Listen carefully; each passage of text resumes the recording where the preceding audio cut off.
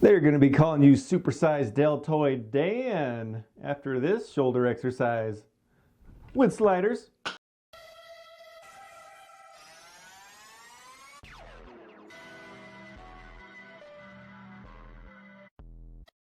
Welcome back to Self-Built. Today I'm going to be showing you a couple exercises you can do with these barbell sliders. I've done one exercise video where it was bench pressing, and that's probably the most common thing, at least the first exercise that I thought of that these will help make even more exciting. Today we're branching out. I'm going to show you a couple shoulder exercises you can do that will really make your plain Smith machine turn into something much more magical. First exercise we're doing with these barbell sliders, we're going to be hitting some rear delts.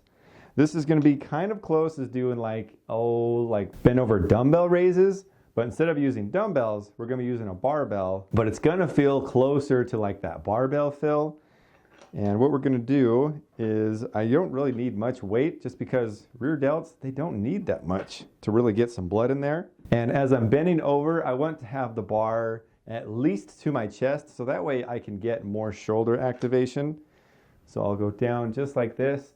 My hands will naturally be close together, and then as I'm rowing, I just want to let my elbows lead out and away from my body. And something nice about this exercise is my hands will just naturally fall right in front of me, so I can focus on just using my shoulders. And this one feels really, really nice.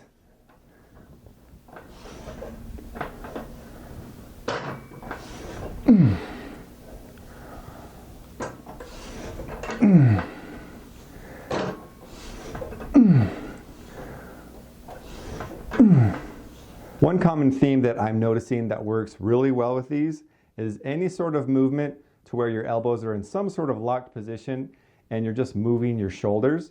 So for that last one, we were just bent over and just opening up.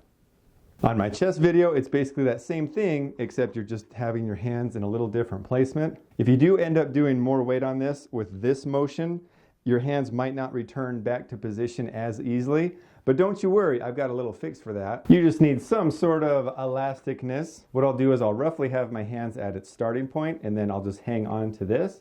So as I'm stretching it out, not only is it resisting and giving me extra resistance, but it's also helped guide my hands back to the beginning. So it's really nice, double whammy. So as I come down, you want to make sure that it's a high bar going up to your chest at least. And then this just really brings your hands together without even having to think about it. It's really nice. And if you're doing heavier weight, this will help assist that too.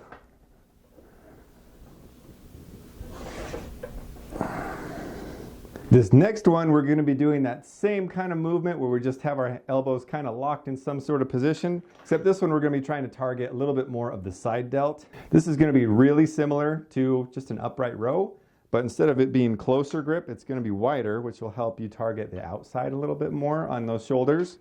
So we'll start just wherever your hands hang, and then as you go, it'll just naturally bring your hands out, and then as you drop down, it'll do that same thing.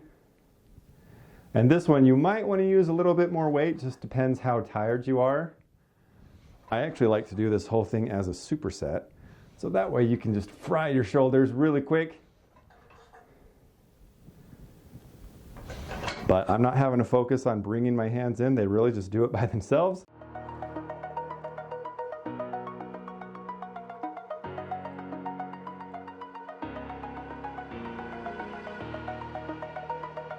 That last variation feels superior to just normal wide grip upright rows in the sense of you're getting more of a stretch and range of motion with your shoulders. Just make sure to lead with your elbows. Try to keep as much tension on the side of your shoulders. You might kind of feel it overall, but if you keep the sides in mind, you're definitely going to be feeling it. No shoulder day is complete without hitting them fronts. This is going to be really close, if I can remember the name of the exercise, but you've usually got dumbbells and you just kind of do, it's kind of like a shoulder fly.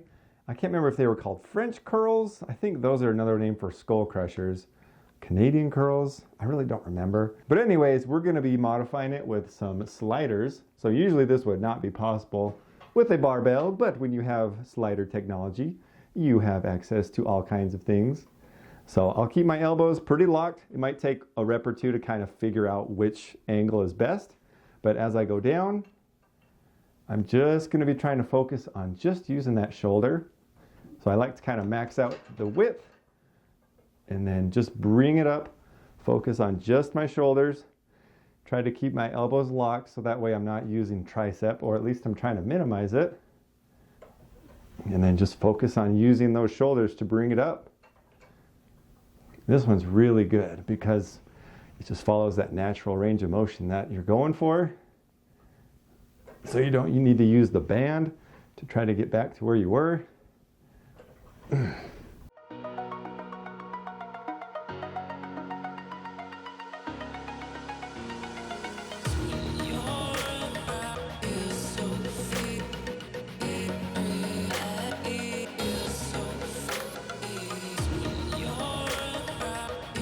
It's very surprising how quickly you'll feel a fatigue and how good of a pump that you'll feel with just doing these simple exercises. Like, I don't even have any weight on the bar. And after doing those 3, it's like, whoa, I can definitely feel it. Feels great. I recommend doing this as a superset, so that way you can knock out your shoulders quick or give it an awesome warm-up. I could also see it being a great exercise if you've got any sort of tendinitis or any sort of tricep, or maybe just an injury where you're trying to train your shoulders a little bit differently. I think this would be a great option for that. I do notice that whenever you're doing the concentric part of whatever exercise that you're doing, you'll feel a little bit more resistance as to opposed of when you're going down into the negative portion, just because you're getting more resistance pushing against this and the weight and the knurling. And as you go down, it's just not as much force, so it slides a little bit easier. So just keep that in mind. And as a nice bonus, you can also do it with a wider grip upright row variation. That just kind of helps your hands get more into position. But if you're doing it as a superset, you probably won't have to do so much weight that your hands will have a hard time returning to normal position. But if they do, this thing's waiting for you. I wouldn't do it with that last one because that would just make the weight easier. I guess if you need a spot, that could be an idea. That's it for this workout. I'd recommend doing 3 or 4 sets, just running through the mill on this, and you'll definitely be feeling some blood moving in those shoulders. If you like the video, don't forget to like, share, and subscribe. I'll be coming up with some more exercises to use these bad boys. And if you haven't seen how to make these, I'll leave a link in the description below. I mean, they're not hard to make, but I'll walk you through it. Thank you so much for watching. Don't forget to watch one of these videos over here. I really appreciate it, and I thank you guys. I'd love to hear your thoughts on the workout. Let me know in the comments. I'll respond to all of you guys. And as always, don't forget to punch in or take it on that gain train, and we'll see you next time on Mo Safe Built.